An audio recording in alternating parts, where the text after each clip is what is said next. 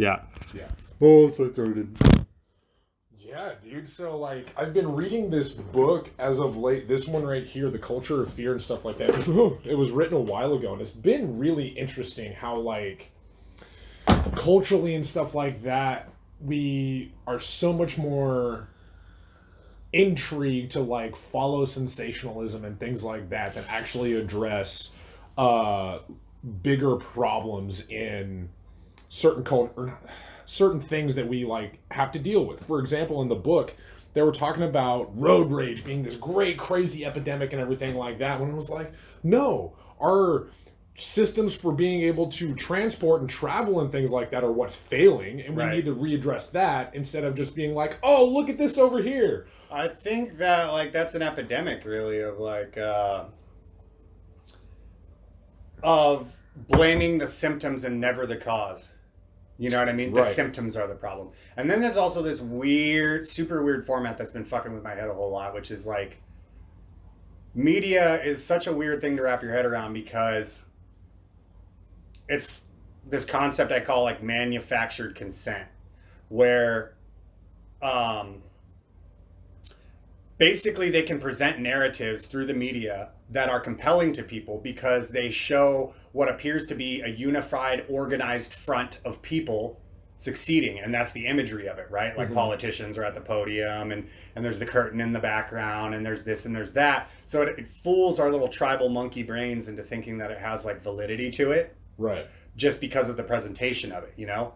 But that's disserving us because, like, as is evidenced by the news, like what with the example you're saying, road rage, it's like, well, there are a billion problems. Why is that one that we think that we need to address or solve or whatever? Because it's a narrative that was presented to us through the media, and the media gets this like illusion of, I guess manufactured consent isn't the right word. It gets this illusion of like a consensus, manufactured consensus. That's the word I'm looking for. Like they have, it's like it's almost like a character buff in a game or something like that. Because of the way they present themselves, immediately they're more credible because they're in suits and they have this thing. And it's this monkey hack that we and like and it goes that. Sorry, continue. I was gonna say is like, which to a certain degree is what you would want. You want it to be presented well, as if they are credible. You're not going to listen to somebody that looks like a bum talk about finances. Sure. You know what I mean? Because you're just like, ah. But by the same token, on the other end of the spectrum is like, why is the presentation and appearance so important? Like, I've had great conversations with crazy people where I'm just like, oh no, they're fucking right. You know, where it's like truly analyzing the information that you're getting instead of just being like, nah, what's the dressing? What kind of sauce do we got here? I was like, no, that ignores the meat and potatoes of the whole idea that you're discussing or trying to address. It's more about, to take everything back to hyperrealism, it's more about the signs that they're putting out than the substance, right? Right. Because it's like, for better or for worse, unfortunately, somebody with strong signs and a weak but somewhat coherent message is more likely to be listened to than somebody with an extremely strong messaging and maybe minimal amount of correct signage, minimal amount of correct presentation, you know? So what value does the presentation have anymore? Well, I mean, in terms of getting your attention, almost too much is what I'm arguing. I'm saying. Yeah. No, I agree. But like, what? So if let's say, is there any value to the presentation? Well, I mean, whether we want inherently, I mean, like in some like idealistic, like super brainy way, I don't think so.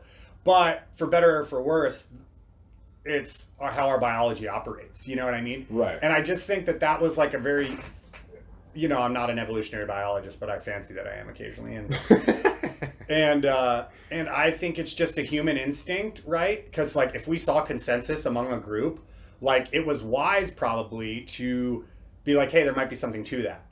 Yeah. Like if you're living in tribal times and there are 100 people and they're all dressed the same way and they all have food to eat and they're all healthy and they're all this and that, like it was probably baked into your biology to be like, hey, maybe those guys are doing something right. Maybe you should listen to what they have to say, you know? Well, that's not a terrible, assumption to make when you're like, hey, they have food and I don't. What's their method? Right, precisely. What's their plan? And so I think that's the mechanism at work, but the environment's changed entirely.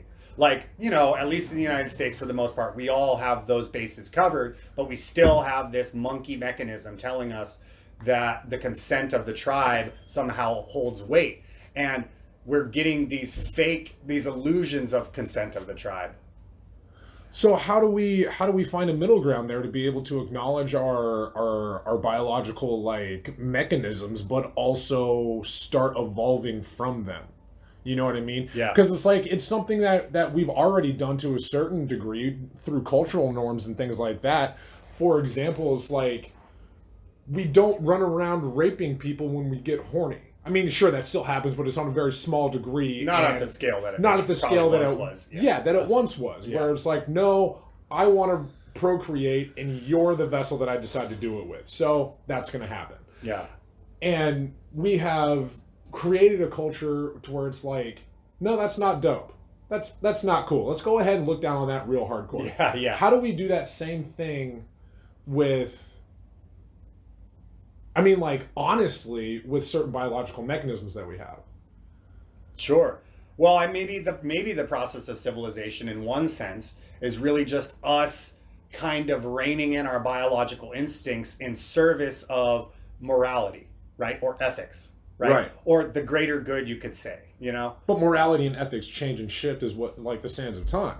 Well, currently they do, but I mean, there's some big ones we agree on, right? Like, probably shouldn't be killing people and raping people. Like, there's few cultures or people that's going to be a hard sell for, Right. I mean, we definitely we definitely have some minutia in terms of like ethics and morality. Well, okay, but to crack into that just a little bit, you're right in the sense that ethics and morality are totally subjective to your highest. Like, what do you value the most? Because then that changes inherently your ethics and your morality. Right. And one of the things about religion, which like I'm not like, super into religion, but like it gave us a common moral code that we agreed on to some extent, so long as the society was largely religious. I mean, even when you had different sects of Christianity, like those different sects disagreed about things, but like we had a common moral code upon which we could base things that people basically agreed, Like every sect of Christianity has like their top 5.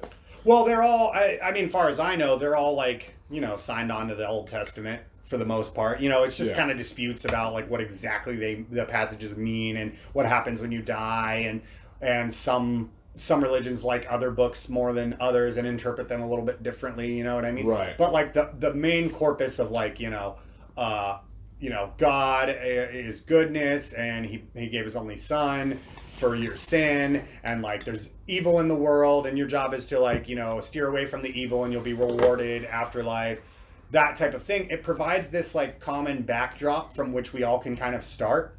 And without that, which like is, I'm talking about basically the death of God, like a la Nietzsche, right? Right.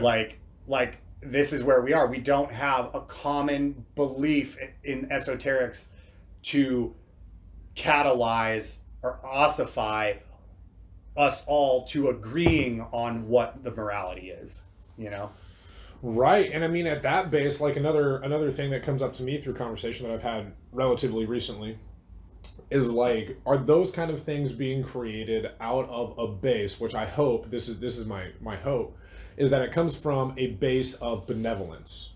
Yeah. But I have a fear that it comes from a base of control and conformity. Like, create the idea and the construct that you have this internal soul forever that can be tarnished if you don't behave appropriately, but we're the ones who are going to tell you what those rules are. And if you don't follow those rules, then your soul is going to be tarnished and you're fucked. Oh yeah, no, and that's totally why we ended up dropping it. You know what I mean? Because religion certainly came with a shitload of baggage. I mean, I'm not a traditionalist. I'm not arguing that we revert. You know what I mean? But Sure. I'm saying that I think often to speak all the way back to like we're always going after the symptoms and not the cause on this one. We went after the symptoms of religion, of the degradation of religion. But what the cause was, in my opinion, was that we didn't need to drop religion. We threw the baby out with the bathwater. We needed to completely reimagine it, to drop the negative baggage and keep about it what was positive. Right. You know? Well, and like refine it to a certain degree, because that's how like evolution happens, right? Is like it exists for a while, we realize what works, what doesn't, and then we reinvent the machine. Right, right. Yeah, I see it like many mechanisms of society, like government, religion, you know, a whole bunch of them. Basically, I think could be served by this precept where it's like, hey, yeah, we do, like, I think that we do need some kind of governance, but it becomes by nature corroded and corrupt and bureaucratic and just gross. And it's like, you have to kind of periodically reimagine these concepts. I mean, almost in the same light that the archetypes. Well, I think it was Wyatt I was talking to about this yesterday, but it's like if we just kind of keep making the same stories, why do we even bother making new stories? But there's a reason why we do, because we have to fit them to the set and setting of the modern time. You know what I mean? Okay, that's interesting. To make them relatable, because if I'm talking about, you know, if some story that would have been super relatable 1,000 years ago about some barbarian or something, like it's probably just not going to hit the same right now. You know, probably not going to slap quite the same way. Right, right. Like it's just going to seem dated and funky. You know, so it's like we're constantly recycling the same knowledge, but like we need new packaging all the time. You know, that's pretty fair. That's pretty fair. Like we do seek out that new packaging constantly. Because, like, yeah, like you said, we're reinventing the hero story and that narrative all the time. Oh, man, but storytelling's so crazy, too. Storytelling is pretty interesting. Because, like, we get so, like, we are sold so easily and so hard on the story. When it's like, we don't understand the mechanism that brought about storytelling itself. Or necessarily how it works with, as it is being written, what the goals in mind are, which is like a distillation, like you've said before, a distillation of a life. You know what I mean? But now I got to get it down to one book. Now I got to get it down into 2 hours. Mm-hmm. Now I got to be able to track and extrapolate and introduce these different arcs, but in a very short time. When those big moments in your life of like, saving the damsel, so to speak, or stealing the key from the giant, which is like stealing your independence from your parents, you know what I mean? Yeah. It's like those happen with very significant gaps in between that are longer than 15 minutes. Yeah, yeah. You know what I mean? But that does not a good story make, you know? But that does not a good story make. And not only, but I feel like the problem is like we are sold so easily on that, and we're so ready to buy that idea that it's going to happen. Boom, one hit. Boom, one hit. Boom, one hit. Where it was like, your first album isn't going to be your greatest hits. Yeah. That's not how that's going to work out. Yeah. You got to work on that forever to be able to get those really... So, I mean, I'm a fan of storytelling, but I wonder if we're receiving... Because I think I'm picking up what you're saying, which is...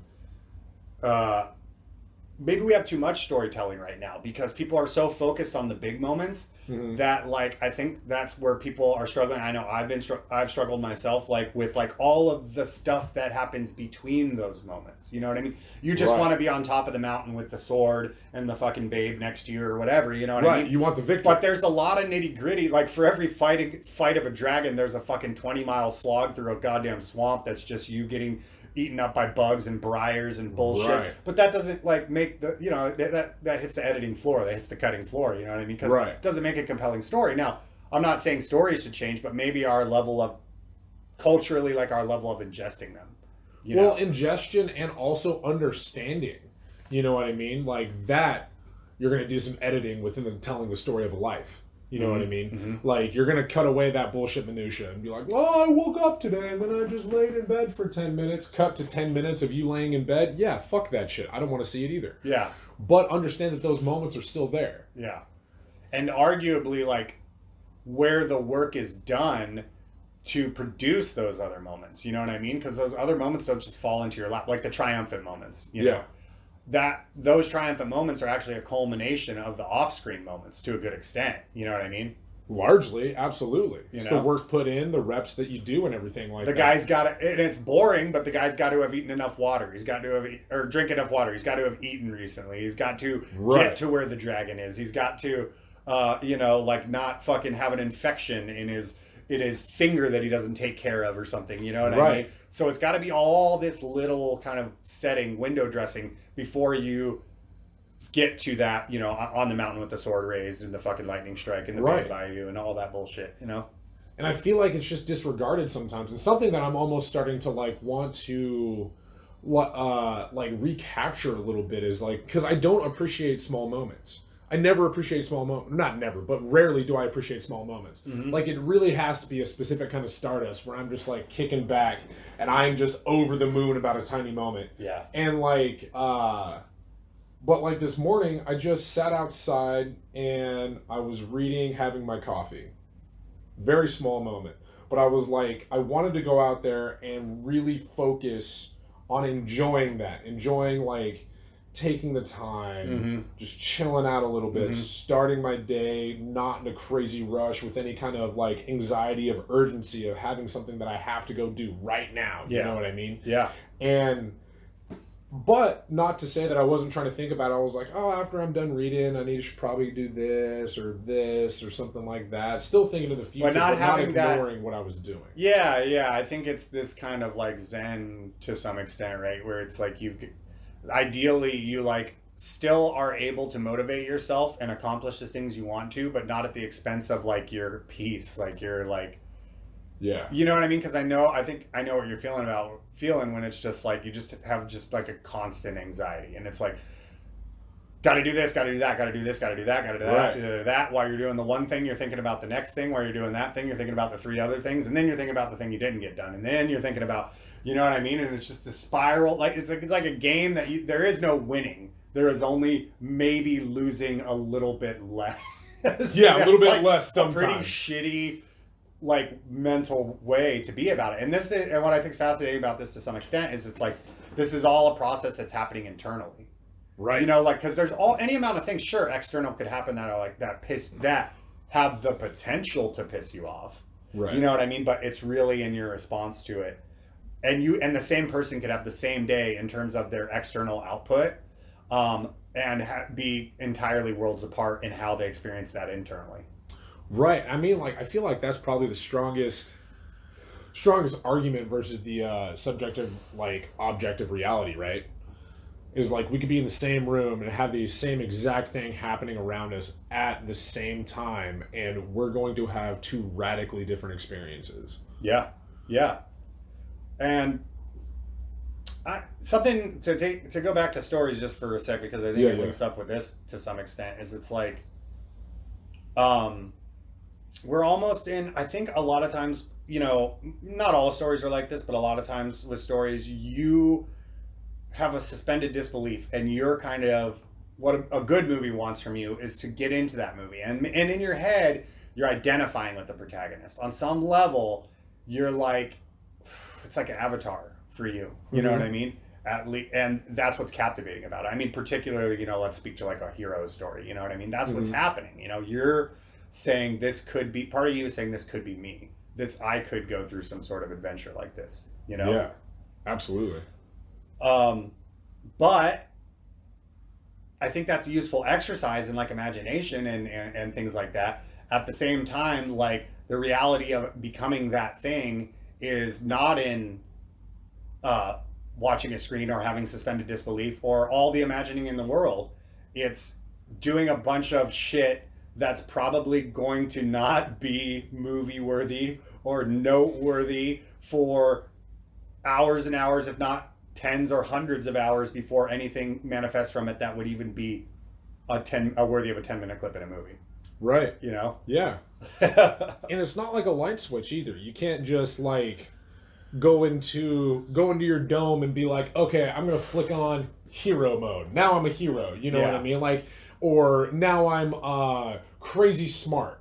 Or now I can lift 1,000 pounds with my pinky. Like that doesn't just happen. Yeah. You have to do something before that just occurs because you will it. Like having the will is important, sure, but you got to put the work in. Well, and I don't just think it's something. I think it's a ton of little things. You know what I mean? Yeah. That have to be done. Like I mentioned earlier, a ton of little tiny things that have to be done. So it's really like everything in your life is like, it's just so tempting and easy for our brains to wrap our heads around, like, this happens and then this happens and then that happens.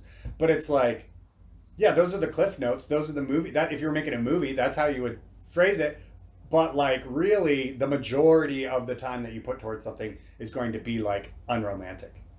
You know what I mean? And I think that like being completely immersed in media, maybe overdoing it culturally, we're just like, oh, we just want the clip, we just want the highlights. We just want to go highlight to highlight to highlight. You know? That could get really dangerous too. Well, it's just unrealistic, right? Yeah. And it's like more often than not, I think paralyzing for most people.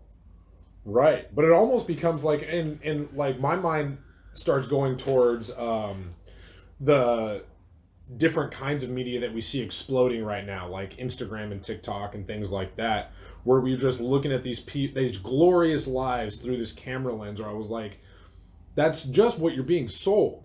That's not the entire scope of what that person's life is. It's just a perfect little package. It's a perfect little package. It is the highest form of packaging. You know what I mean? Like that's what we've kind of like those technology that I think to some extent have like hyper accelerated this love of packaging, of the signs, of the what this is attached to in broadcasting. Like I mean, at the end of the day, that person who's posting on there may have substance, but like that's not what you really get. Like that's not you. There's very little like true blue through and through substance you can get, you know.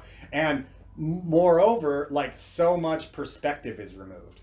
You know what I mean? Yeah. Because it's just like, think about how weird that is on your stupid little monkey brain, you know? Exactly. To just see like maybe like somebody like let's steel man it and be like, you know, somebody puts like a heartfelt post and has pictures of this and that, but it's like it's just not the same. It's just not the same as actually being there and talking to another human being. Like you don't have the perspective. So therefore like there's too many pieces of the puzzle that you don't have. So that you show the same person to go back to your, like, you know, people in a room. Well, that's even worse when you're talking about a post on Instagram in terms of how differently subjective attitudes could pick up on it. You know? Right.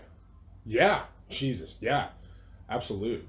But like you said, there's so much that happens on that level when you're, there's so much that happens when you're in a room talking to somebody and interfacing with them and talking to them than happens when you're just reading text. Yeah. I feel like that takes away a large portion of how we communicate because it's not all verbal. Yeah. And by extension, it's not all just the written word either. Yeah. There's like so much like exchange that happens with like body language, eye contact, tone, fucking cadence in your speech and everything, and how you want things to be focused and how you deliver your language so it is received in a way that you want it to. Yeah. Right? I think a lot of that happens with communicating in person to somebody. Yeah, and we see just in these like pure word communications, like let's say Twitter's like a great example of that, but I mean Instagram minus the picture, you know, is the same damn thing. It's pure. We see like the inefficacy of words. We see like that words alone leave so much to be subjectively interpreted. And it's like this obsession with the pursuit of like one solidified objective reality that we all share. You know, because pre-internet or whatever, you would be like, hey, you know, people write books and you can read what somebody says and you can get good ideas. But I mean, I think that's actually kind of built into part of the magic of the book is like a book is kind of built with it in mind that you're going to have a subjective layer of interpretation on it. And it almost plays on that. Yeah. Especially a fiction book, like a fiction novel or something like that. Oh, definitely. You know? Definitely. But the more the more we barter in words alone, the more we misunderstand each other, especially in nuanced conversation, you know? Right. Like words work well enough as an objective thing when we're like, hey, like, I want to build this house over here. Like that's all the communication you need for that. But when we're starting to talk about deep things like ethics or morality or politics or religion or any of this stuff and all the subtlety that comes with that, just word format is not getting it done. You know what I mean? I'd agree with you a lot on that one. Because it's like, it's one thing if you're talking about a very nuts and bolts thing, like, you can write down directions on how to build a house or fix a car. But you want to go ahead and describe to me morality? Yeah. That's harder to do with just written word alone. Well, you've got philosophers who, like, have the best intentions and are super educated, attempting to do just that. Yeah. Through, like, hundreds of page-long books. I'm thinking, like, Nietzsche or Carl Jung or, famous philosophers, Hegel, Heidegger, whatever, Kant, whoever the fuck you want to say. And you can still read 300 pages of words from these guys and not be 100% certain you understand the material the way that they understood the material, or that they want you to understand the material. Right. Well, and that goes back to what you were saying earlier, is like getting things out of their time as well is really hard, because like there was so much cultural nuance of what was going on, like internal referencing and things like that for very specific things, different language that was used. Shared experience too. I mean, think about the world before television or the internet. Like, even if you had a very different life, if you lived in the city of, like, Luxembourg your whole life, you saw the same churches, you saw the same buildings. Mm-hmm. If you lived close to somebody, you went to the same bread shop, you went to the same grocer, or at least knew which ones they went to. You had this body of shared experience. Mm-hmm. And now with, like, it started with, media in general, but, like, we've hyper accelerated to the point that, like, you and I could be sitting next to each other and have entirely different experiences the entire day because we're manicuring this experience and have absolutely no shared information to draw on to speak to one another. Mm. Now, you could argue for, we're, like, learning twice as much, but it's like, yeah, but we can't relay that to each other without the common ground. Right.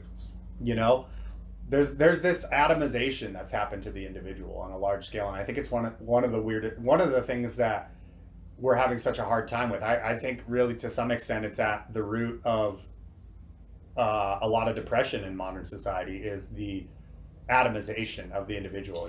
Atomization, referencing this, like, we're becoming hyper individualistic. Right.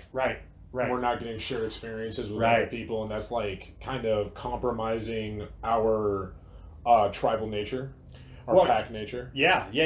Our pack, like, biology and nature, and, like, a lot of our stuff is built around, like, being these tribal animals. And so it's so much of the time I think we make the mistake of treating ourselves like we operate as if we're computers, and, like, we're not, and emotionally and otherwise we're just programmed to have that tribe involvement, and if we don't have that,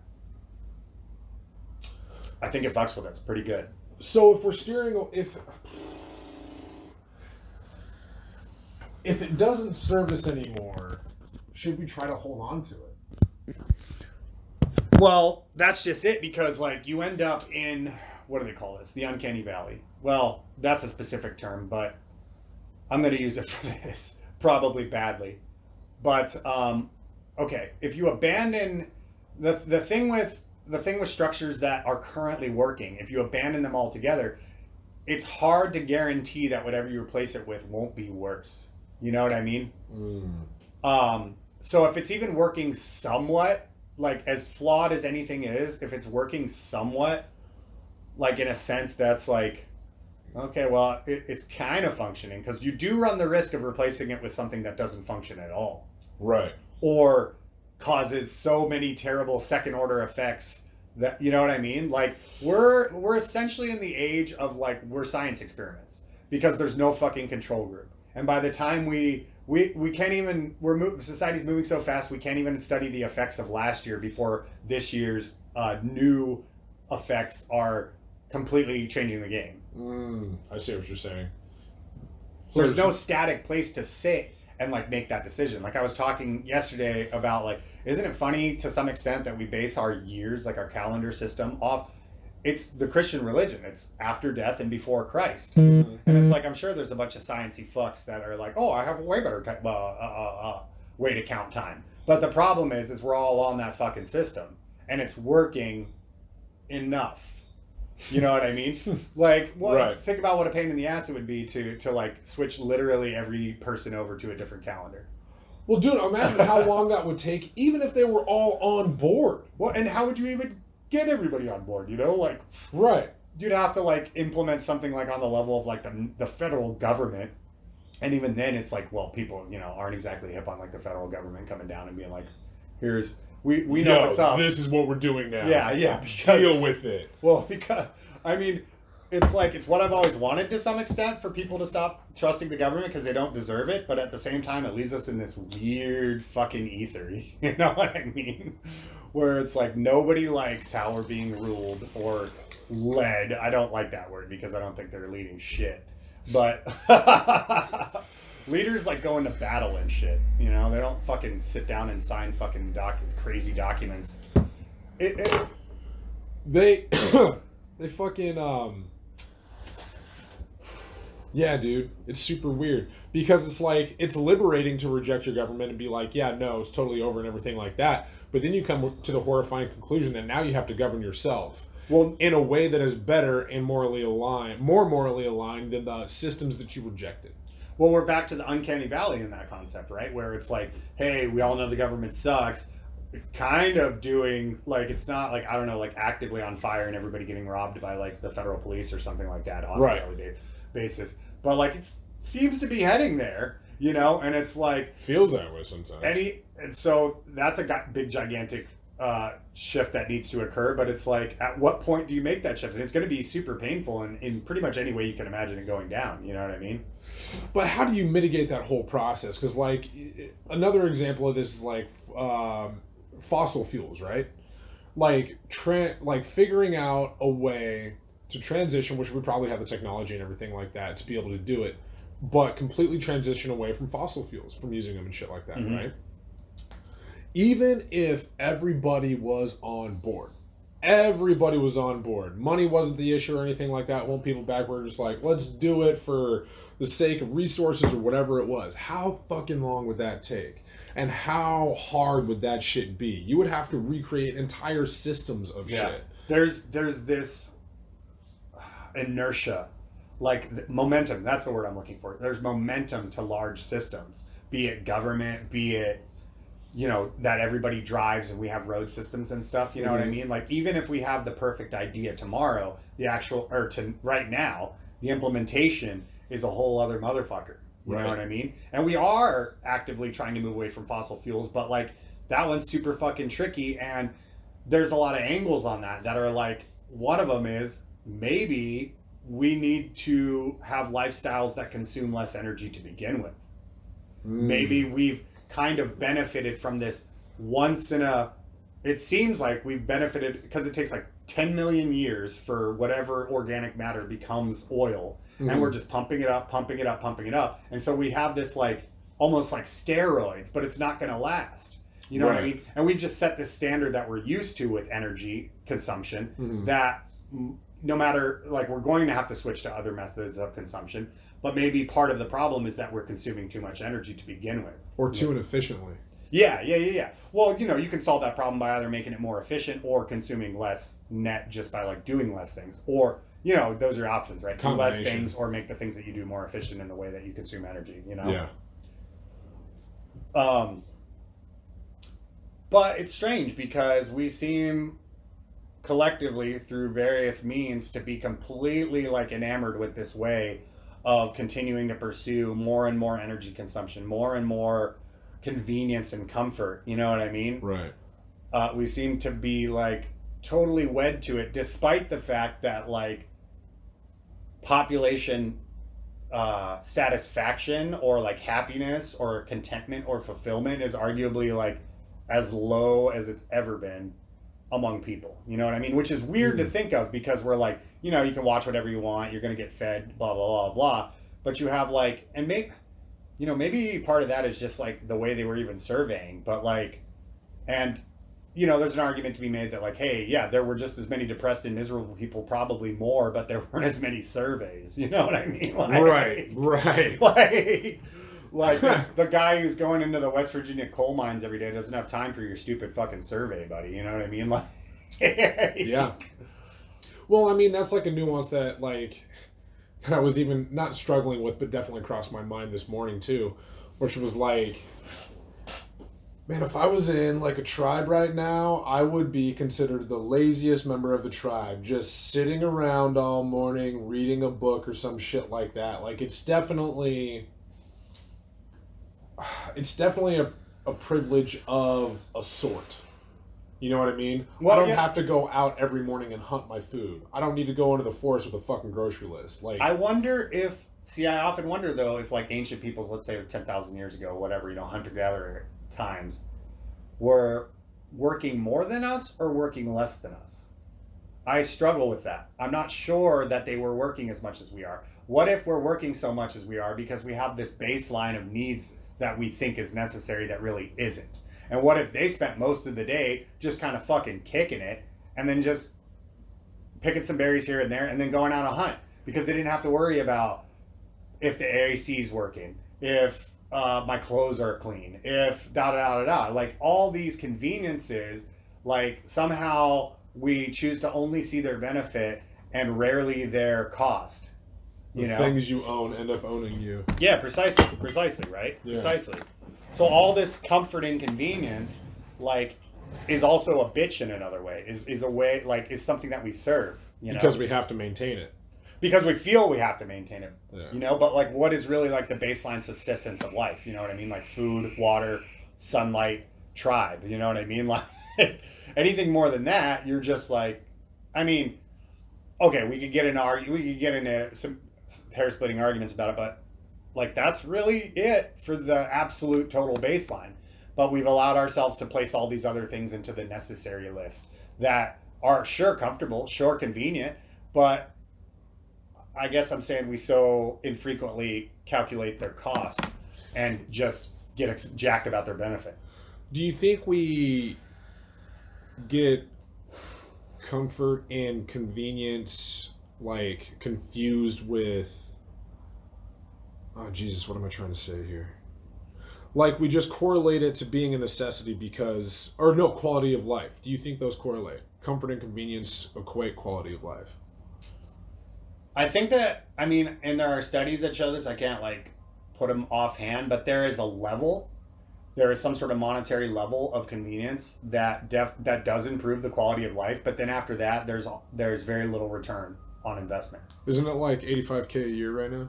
That one study, it was that one study which was done like 2015 or so, maybe actually before then. I want to say it was like 2010, 2012 actually. So you'd have to adjust for inflation now, but it was actually somewhere around, I want to say 70K.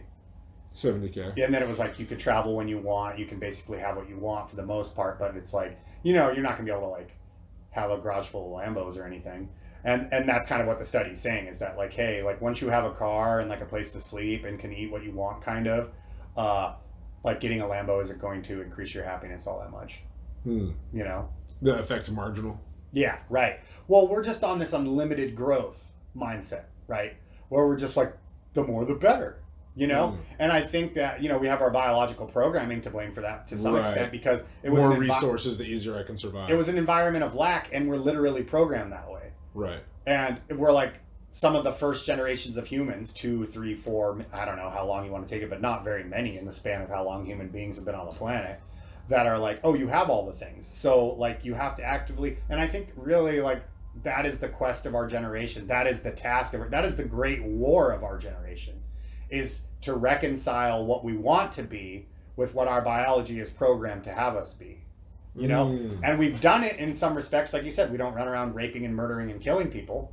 Okay, but that extended into the modern world means maybe like, hey, you need to put self-limits on how much you indulge in like dopamine garbage, like the freaking easy YouTube videos and the TikTok and the stuff like that. Right. If you want to be the person that you want to be, like you need, and so you had asked a question way earlier that was like, how do we go about doing that? And I think one of the very first and most important things you have to do is realize and not deny the pull of your biology on you. And recognize what a powerful and real force that is, so that you can hope to recognize it and mitigate it or direct it, you know?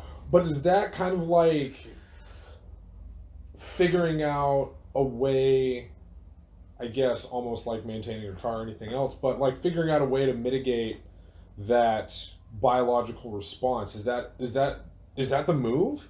Well, I think to be like, here, let me do this thing that just scratches that itch like you're feeding a fiend, you know what I mean? Yeah. And just being like, oh, no, you need a little bit or you're going to die. So I guess I'll give you a little bit, you know what I mean? I think we have to strike a balance, right, between like serving that biological monkey because because if it doesn't serve us anymore, why keep that mechanism? It's like hair. Well, because we don't have the like it does serve us because it serves us by giving us a body and a vehicle to which even inhabit this planet. You know what I mean? So we have to serve our biology in the same like we know we have to eat, we have to drink water, we have to do these things. But I would say that extends even further to like. You need to be aware of in the way that of not raping. Hey, you're horny. Like there's a cute girl in a sundress.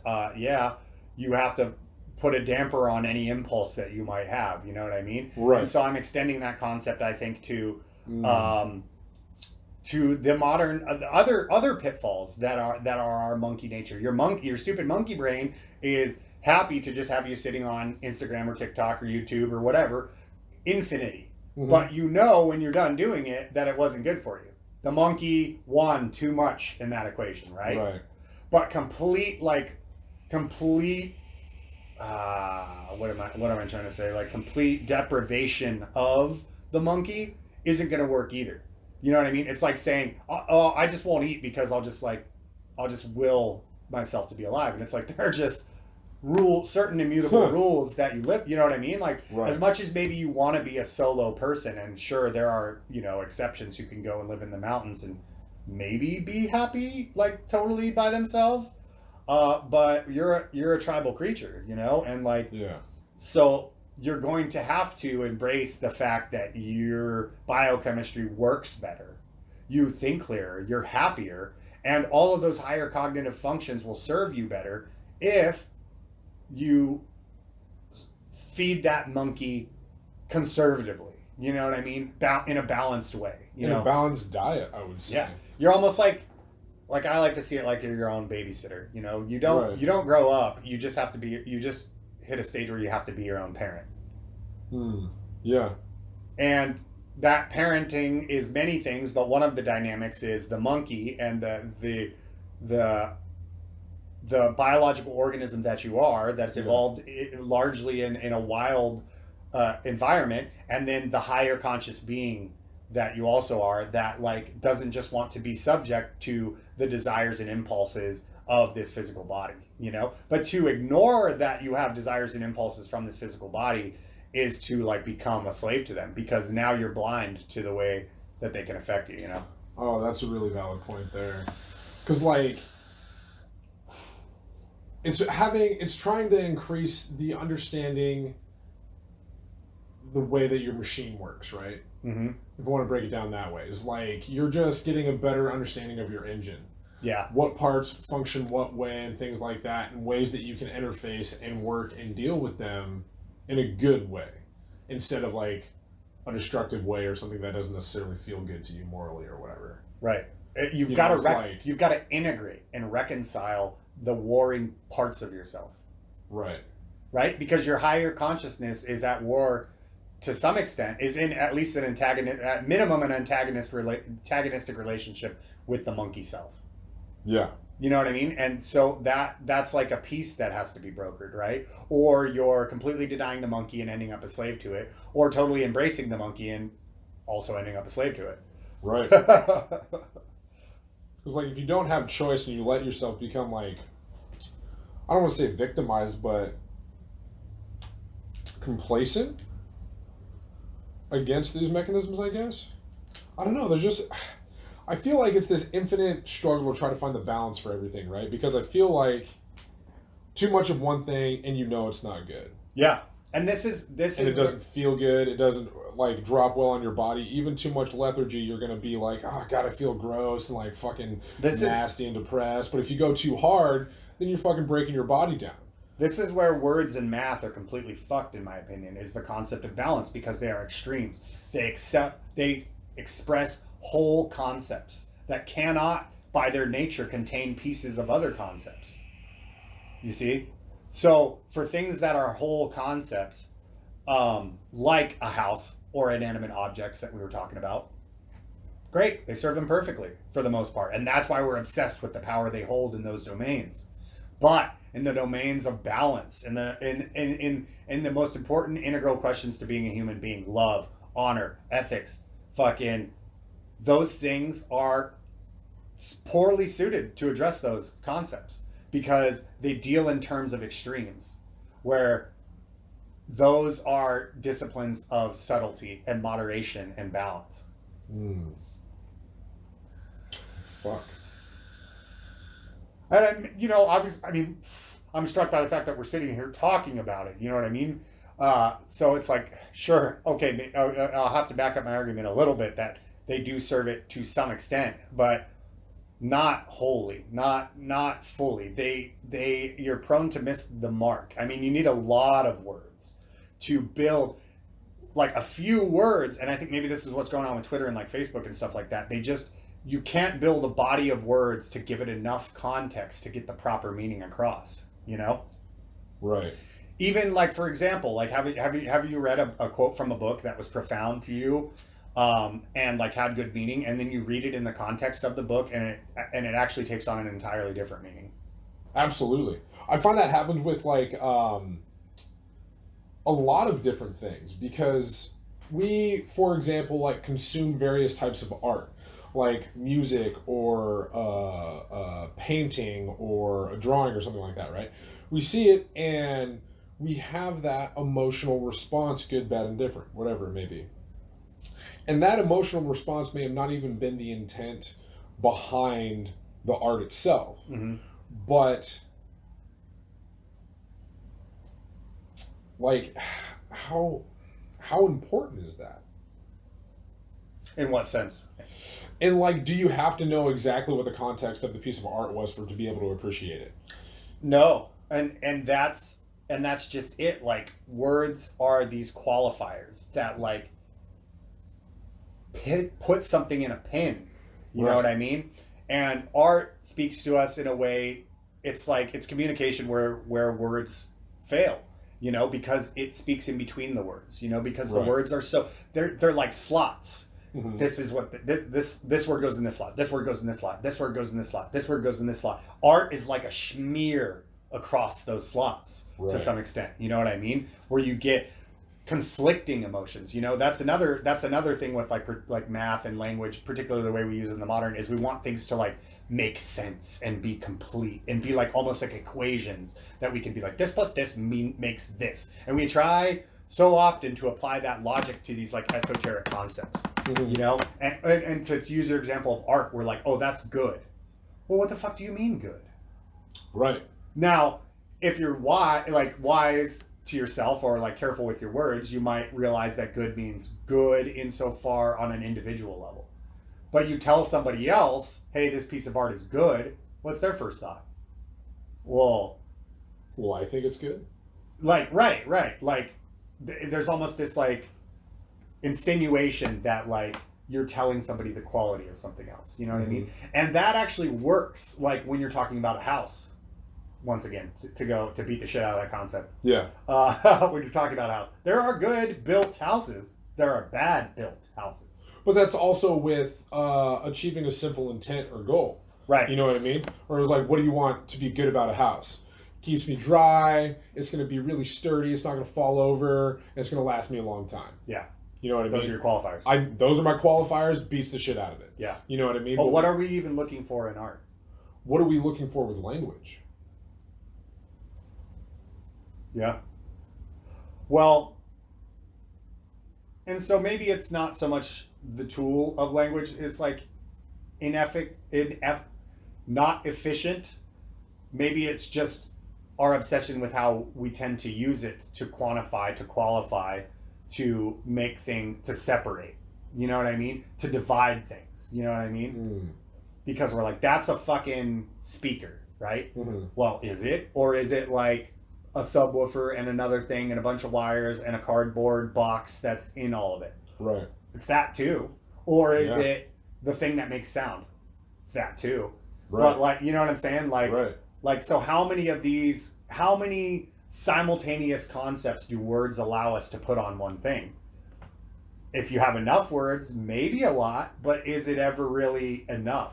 Particularly if you're talking about something like maybe ever really enough. Maybe it is enough at a certain point, but it certainly takes more than a few words, you know? And I mean, like, how you assemble your words too is almost an art form in itself. Like we see that with books and poetry and like lyrics to songs and things like that as well, where you're gonna have an interaction with that thing. You're going to respond to it in a specific way.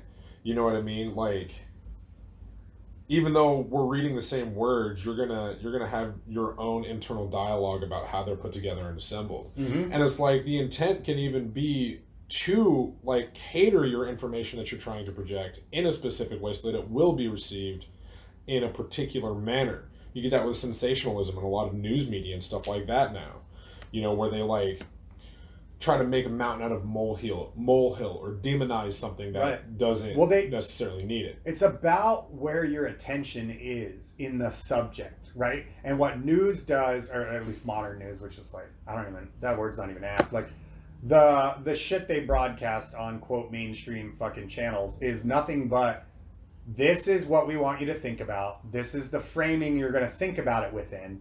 And this is the spectrum of conclusions that is allowed. Right, and that's so gross and restricted. It's insulting, honestly, to like free thought. You know, it really is.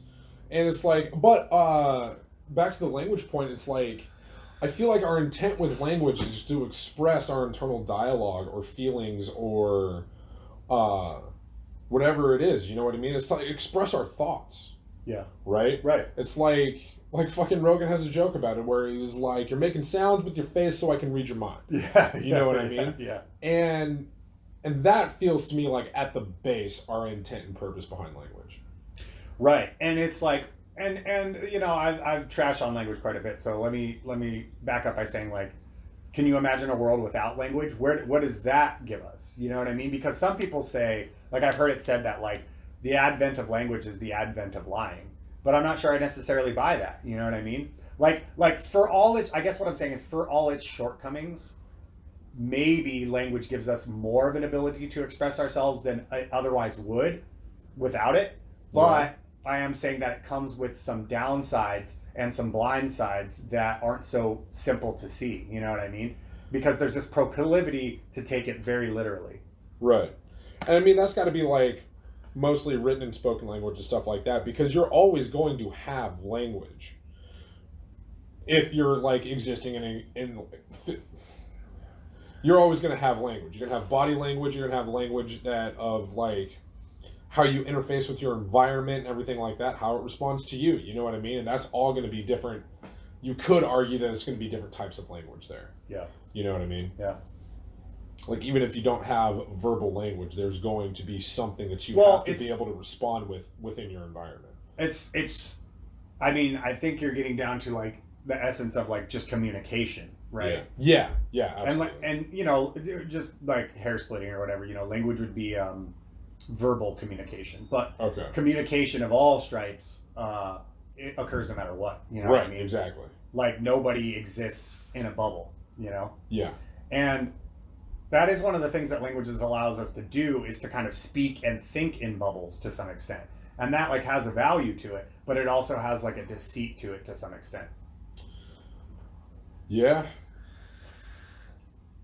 Fucking A. And I think it's, you know, it ultimately does us more good than bad.